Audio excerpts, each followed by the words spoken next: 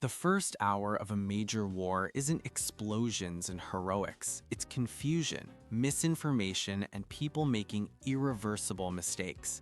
Here's what actually matters and what to do immediately. I'm not here to predict World War III. I'm here to explain how large-scale conflicts begin affecting civilians, because the first hour is where most damage is self-inflicted. These are 7 realities people don't think about, and 7 actions you can take. Your goal in the first hour is not understanding the war. Your goal is not making things worse for yourself. The very first thing to break isn't a supply line or a command structure. It's information. It collapses completely.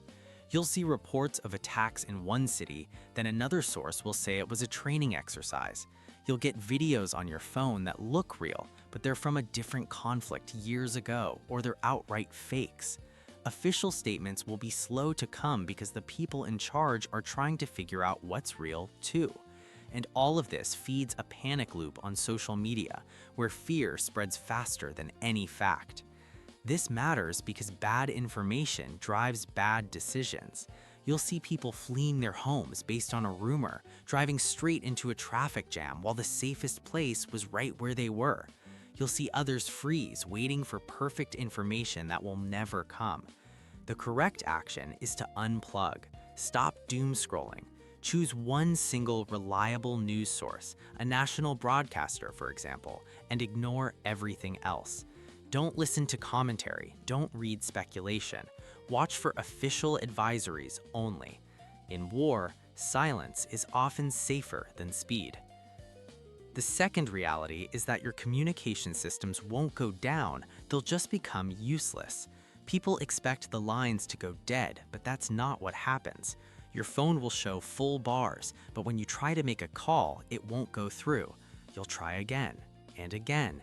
Millions of other people are doing the exact same thing. The networks become saturated, completely clogged. A text message might take 30 minutes to arrive. A call might fail 5 times before connecting for a few seconds. The action here is simple. Send short texts, not calls. They use far less network resources and have a better chance of getting through. Contact your immediate family once with a simple message. I'm safe at home. We'll check in at 8 p.m. Stay put. Then stop. Agree on a check-in window for later. Every time you hit redial, you are contributing to the network collapse. Repeated calling makes the problem worse, including for you. If this feels calmer than what you've heard elsewhere, subscribe. This channel is about control, not panic. The third thing that happens is that your access to money can temporarily pause. When the news breaks, you'll see online banking apps slow to a crawl under the traffic. ATMs will be drained of cash within the hour as people make a run on them. The stock markets will almost certainly halt trading to prevent a total freefall. The wrong thing to do is join the panic. Rushing to a bank or an ATM puts you in a crowd, which is a target. Making emotional withdrawals is a mistake. The correct action is to do nothing. Don't rush anywhere. Use the cash you already have on hand for emergencies, and immediately pause all non-essential spending. You don't know when things will stabilize. The first hour is about creating stability for yourself, not making transactions. The fourth hard truth is that the government's response will not be immediate. From the outside, it will feel like silence, like no one is in charge. But authorities have to assess the situation before they can act.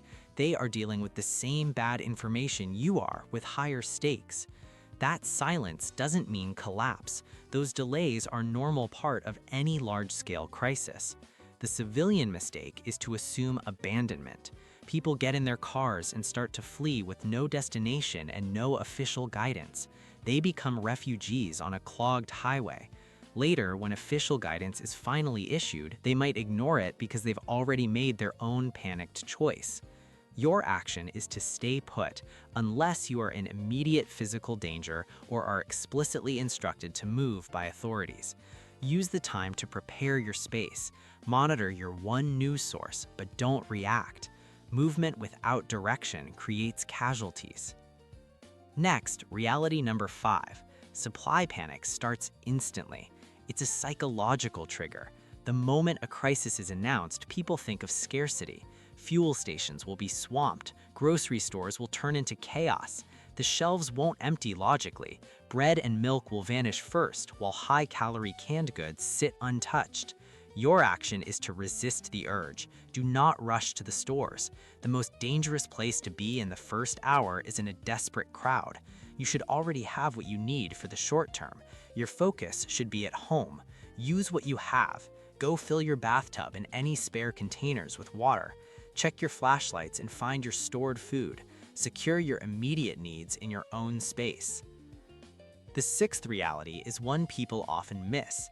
Cyber effects will hit before physical ones. Modern conflict is waged against systems. Before you hear a single siren, you might notice the internet slowing down. The apps on your phone might fail to load. Your GPS might start giving you strange routes or place you a few blocks from where you actually are. These aren't random glitches. They are often the opening shots of a conflict designed to sow confusion and disrupt infrastructure. The action here is immediate and digital. Download offline maps of your city and region right now. Take out a pen and paper and write down key phone numbers. And most importantly, charge every single device you have. Your phone, your battery packs, your radios. Assume you will lose power and connectivity. Modern conflict attacks systems, not just cities. Finally, the 7th and most important reality, your biggest threat in the first hour is your own reaction. Military training drills one thing into you above all else. Panic causes more friendly fire losses than the enemy does. Fatigue compounds mistakes, and a calm mind buys you time to make better decisions. The enemy in that first hour is your own adrenaline, your own fear. So the final action is the simplest. Sit down. Just physically sit in a chair. Take a few slow, deliberate breaths. And then make a very short list on a piece of paper. 3 questions. Where am I? Take stock of your immediate surroundings. What do I need for the next 24 hours? Focus only on water, light, warmth, and food. Who do I not need to contact right now? This stops you from clogging communication lines. Survival starts with slowing yourself down. So, let's put it all together. Here is your first hour checklist. Do this and do it in this exact order. 1.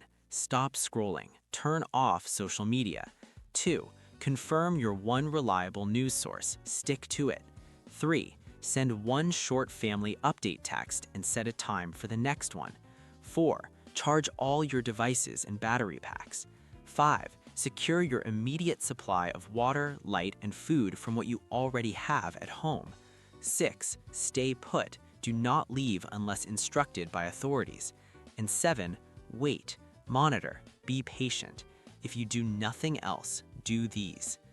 Wars don't kill most civilians immediately. Confusion does. Panic does. Bad decisions made in the first 60 minutes do. If you can stay calm and control your own actions during that first hour, you've already beaten the most dangerous part of the conflict.